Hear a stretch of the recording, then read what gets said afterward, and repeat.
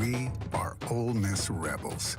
As Mississippi's flagship university, we dig deeper, see farther, work harder. We pioneered human organ transplants.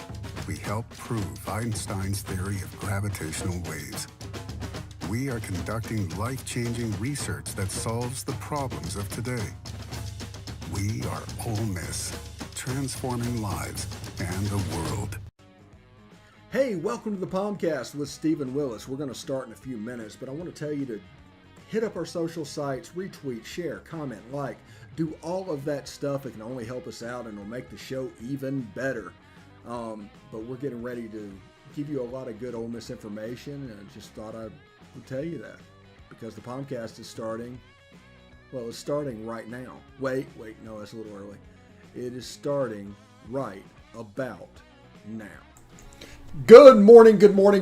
Welcome to the POMcast. I'm your host, Stephen Willis. We have a big show today. Today we're going to talk about the defense and kind of dig into them a little bit. And we're also going to talk in the second segment about conference realignment and some unexpected changes that are percolating down the pike. So stay tuned for that. But before we get started, I do want to tell you about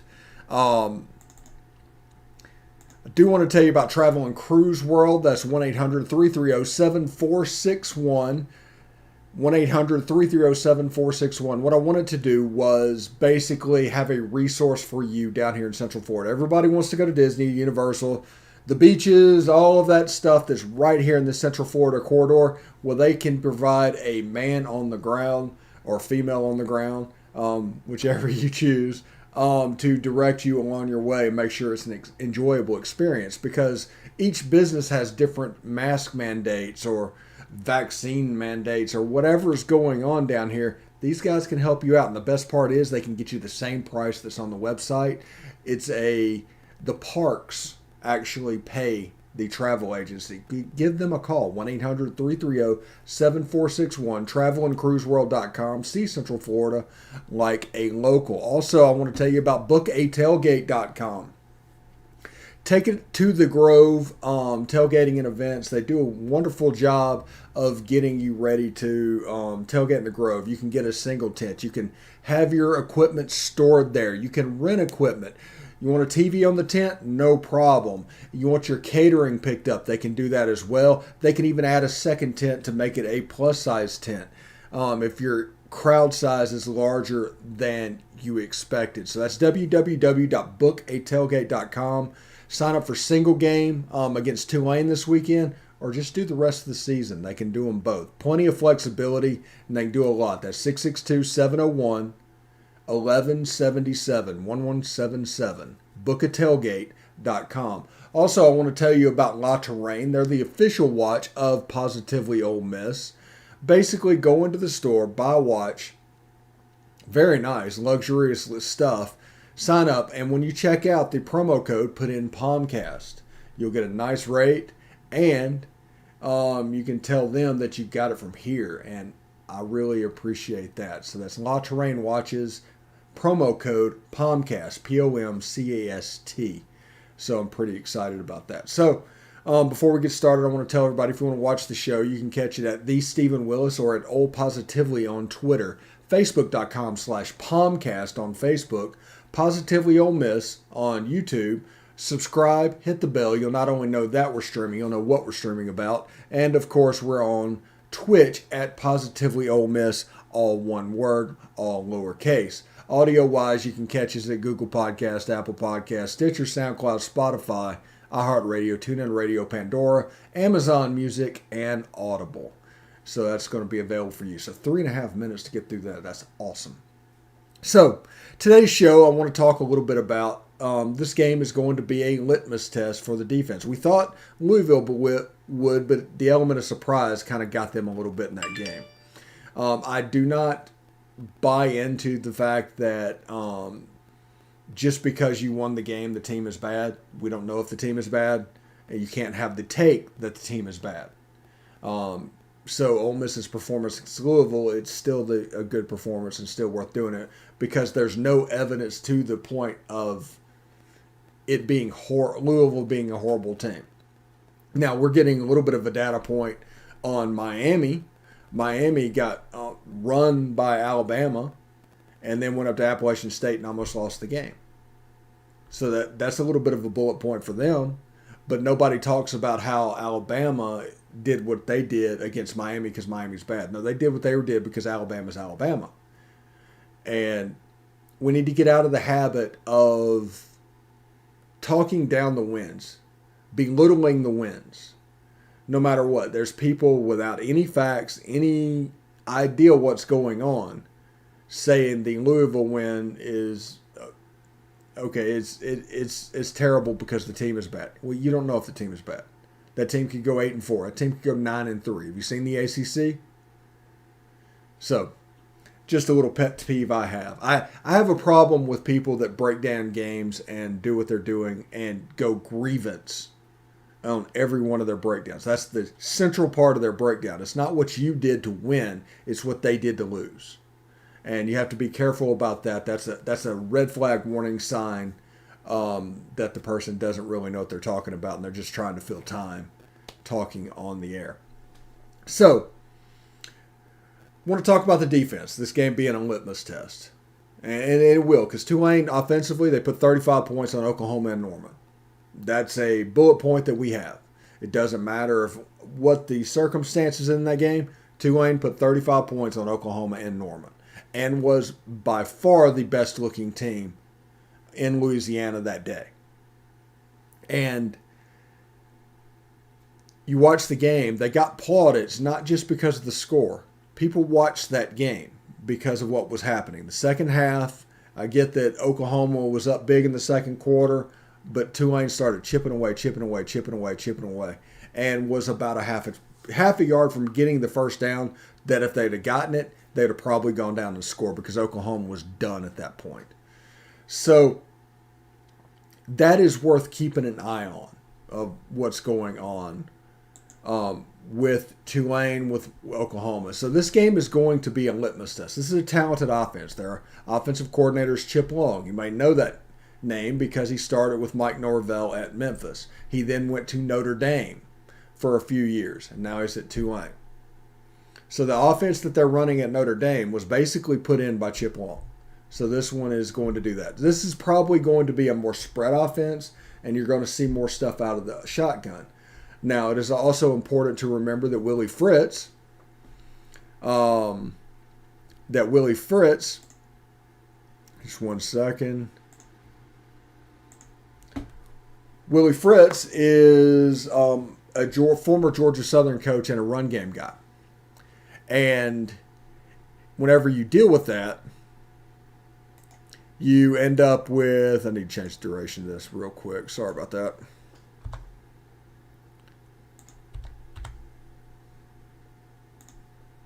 Okay.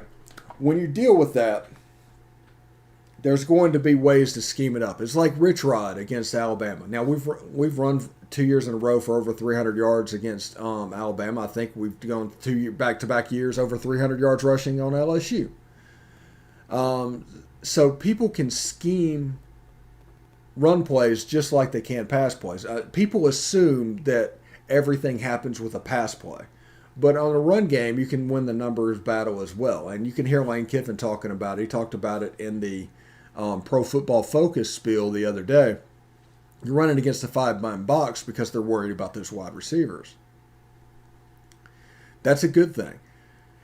Now, people need to realize that this offense will never be predicated on lining it up, the other team knowing exactly what you're going to do and then trying to get the first down and getting it anyway.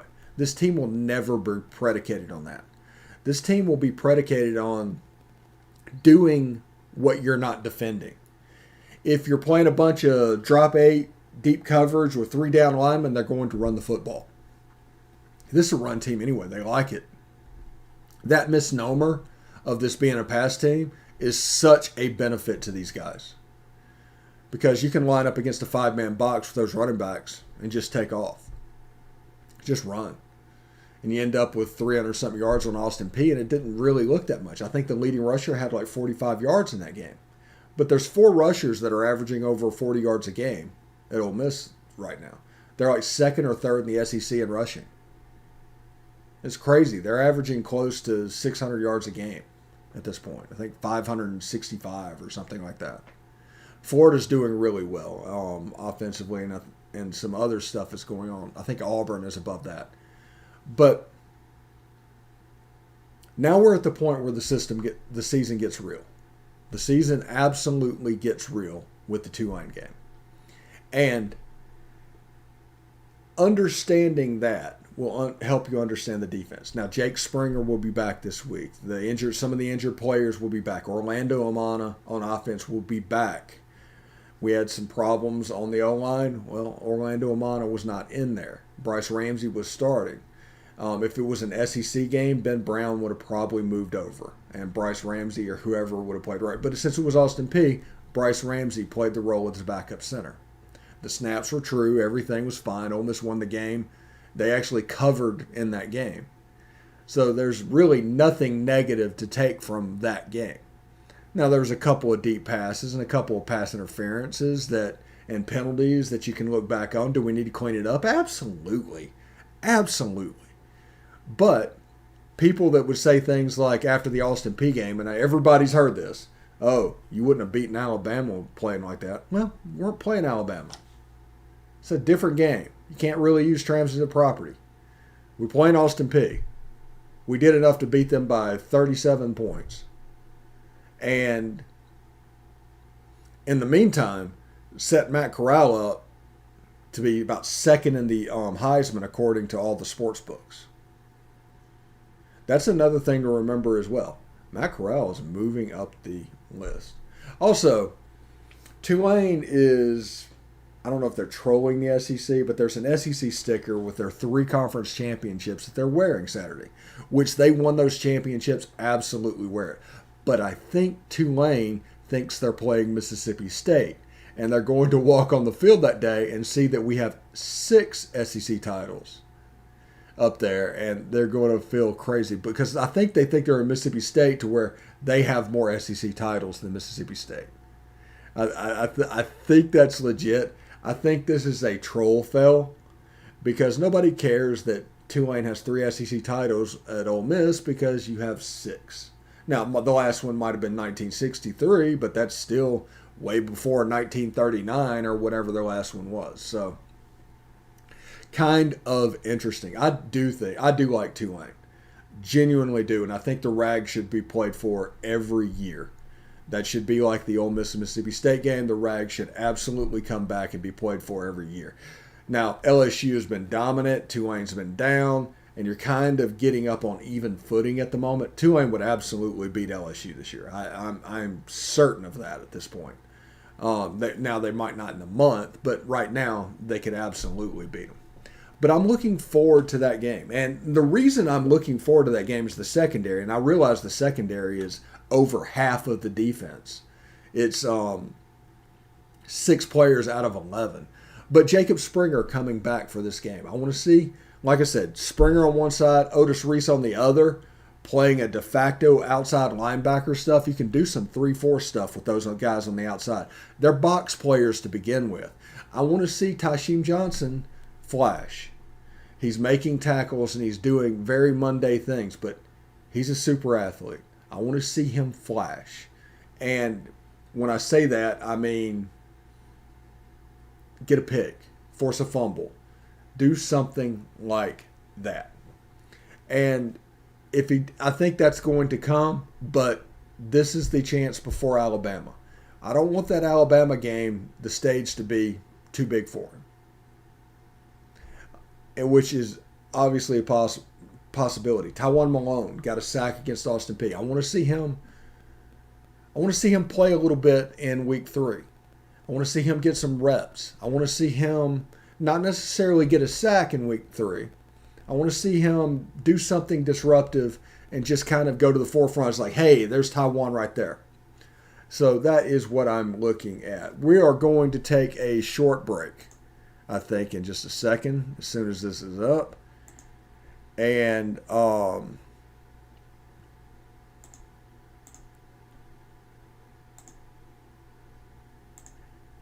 take a short break, and when we come back, we will talk a little bit about the Bill Flowers show. I'm very, very fired up about. There's people that get in the weeds and love to talk football, and there's what we did for 30 minutes with Bill Flowers last night. It's called Talking Ball with Bill Flowers. It's going to air Thursdays at 6, and we're going to talk a little bit about his experience when his playing days was happening, plus what he's seeing here and how he thinks things can affect the defense, right? It's really good because he just oozes football knowledge talking about it. It's a very good interview. So we're going to take a short break. When we come back, we'll hit that, and we'll talk about conference realignment. Until then, stick around.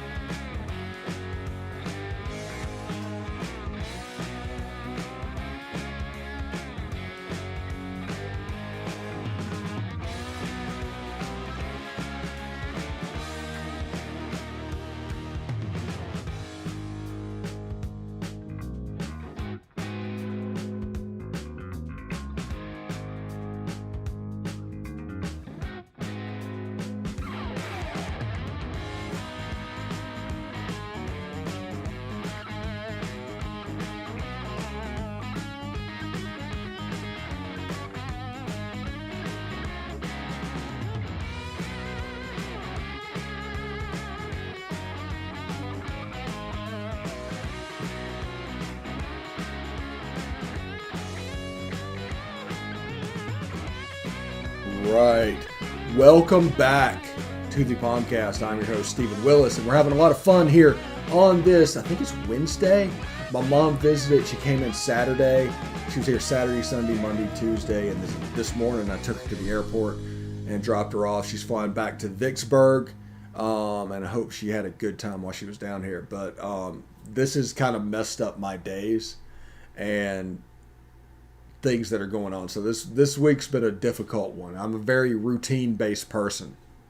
But I do want to tell you about the show, Talking Ball with Bill Flowers, that'll air Thursdays at 6. And this is somebody that likes to get in the weeds. I enjoy talking football. I could sit, when I had an office in the Manning Center talking football, I could hear it happening. Down the hall, just talking football. And you just want to go jump in that conversation. Like there was a 7-day thing in 2006, 2007 with Monty Kiffin up on the whiteboard breaking down film and defenses with Coach Orgeron and all that. I had to video it all. I enjoyed it like you wouldn't believe. Just sitting there talking about defenses and what they're doing and how we can stunt and how defenders can be freed up and all this. Monty Kiffin was just a defensive genius. And I just loved every second of that. So I've been trying to find somebody to relate that to you so you can have that fun, because there's other people that like getting in that weeds like me. And Bill Flowers fills that role. Him talking about the defense and how we can unstabilize the defense and what they're doing and what we can do. He does a fantastic job. But that's Thursdays at 6 p.m. It's Talking Ball with Bill Flowers. Thank you very much, Stacy. Always enjoy you watching. And also, if you talk to Jake, tell him I said hey. And I'm just really excited. Now, what I want to talk is the little known rung of conference expansion. Now, everybody with conference expansion, they're probably quitting paying attention about right now. You have Oklahoma and Texas going to the SEC, and then you have BYU, Cincinnati, Houston, and UCF going to Big 12, and they're like, okay, all right, it's done. We're good. We can move on about our business. But there's a story developing right now. On the American Conference, they need to expand. They absolutely need to expand because they lost 3 teams plus UConn. So that's 4 teams in short order that the American lost. So they need to replace them. And in doing so, the Sun Belt has seen a target on their back that they think they're going to come get Coastal. They think they're going to come get Louisiana, which they might. I think Louisiana's an absolute target. I think Louisiana Tech's a target as well. But the Sun Belt is making inroads and trying to make them to grab a Louisiana Tech, grab a Southern Mississippi.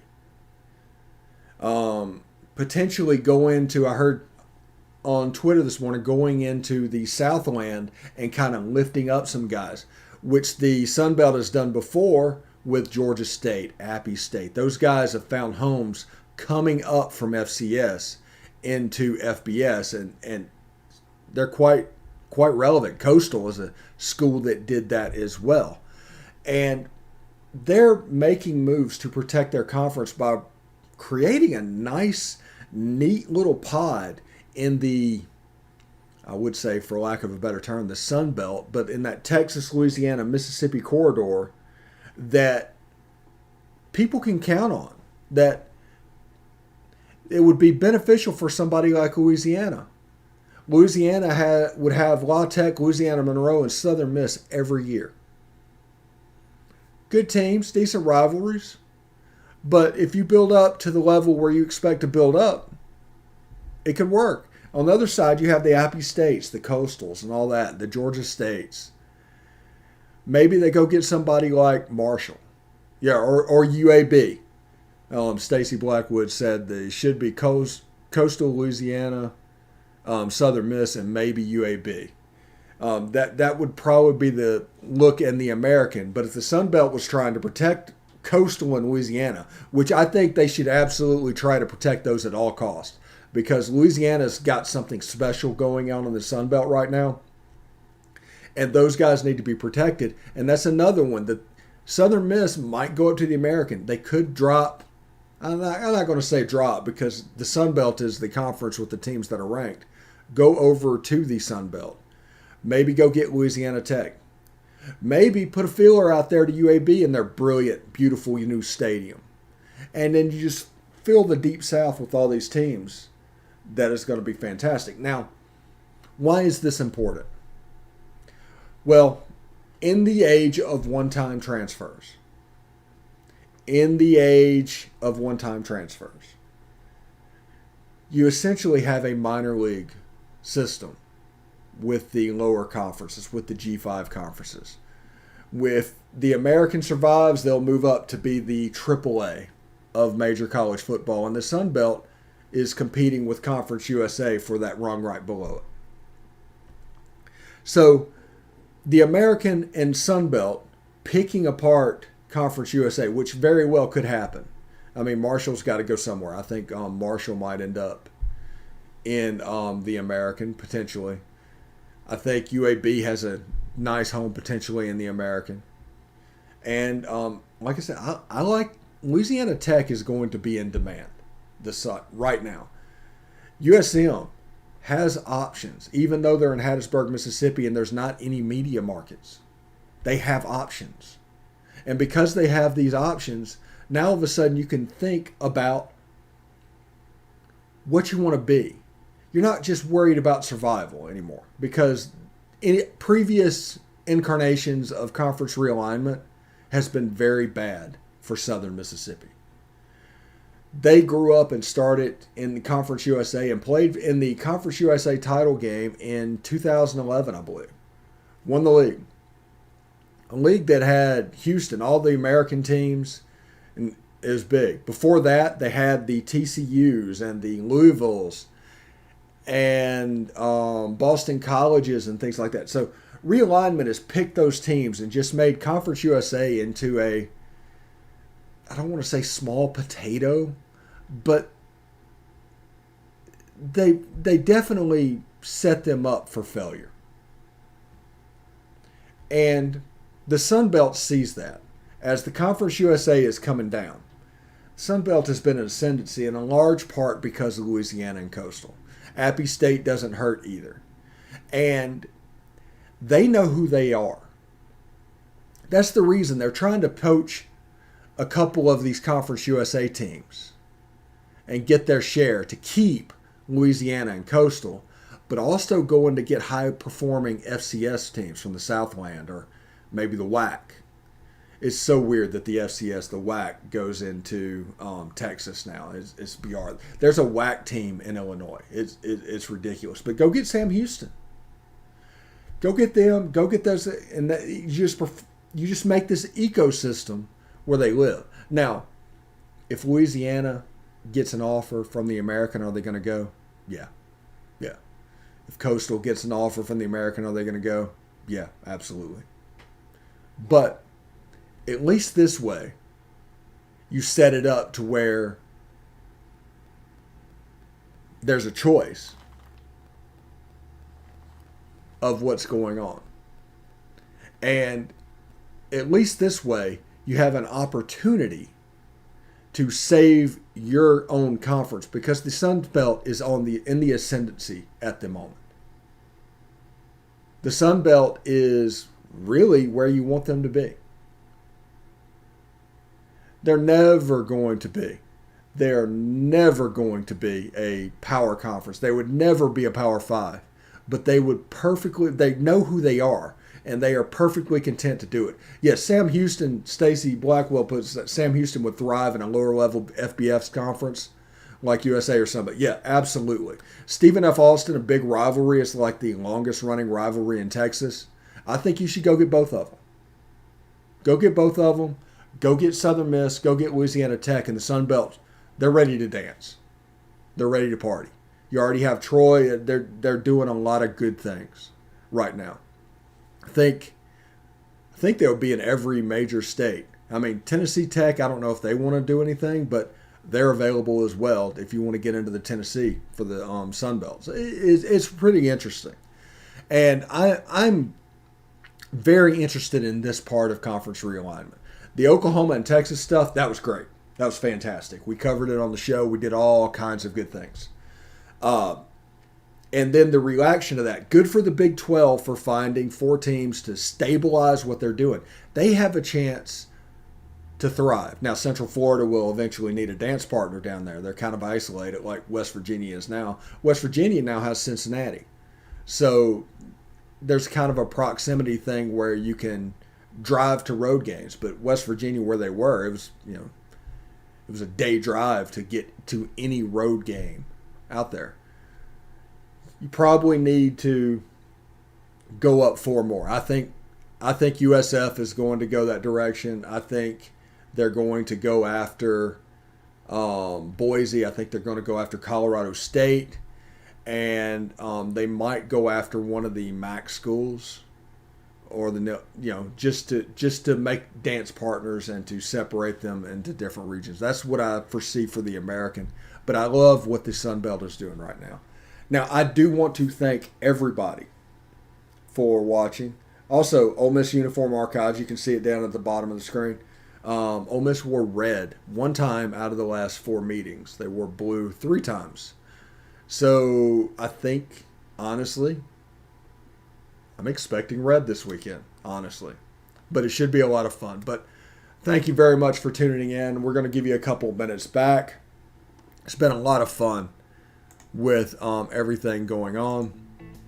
I want everybody to tune in tomorrow. Same bat time, same bat channel. We'll talk a little Ole Miss football. Maybe concentrate a little bit more on the offensive side of the ball. Absolutely. I think Fresno might get a look for an American, but that time zone could be different. I think Boise is more likely from that group, and Colorado State's a slam dunk at this point. So that might be the pecking order for this conference, just because of where it sits. Maybe they might get a look from the American, and the other ones might do the Big 12, but that would just blow up the Mountain West. That would be pretty interesting. But anyway, tune in as this moves on a little bit further. We'll talk about the offense tomorrow. Same bat time, same bat channel, and of course, have a good day and toddy toddy.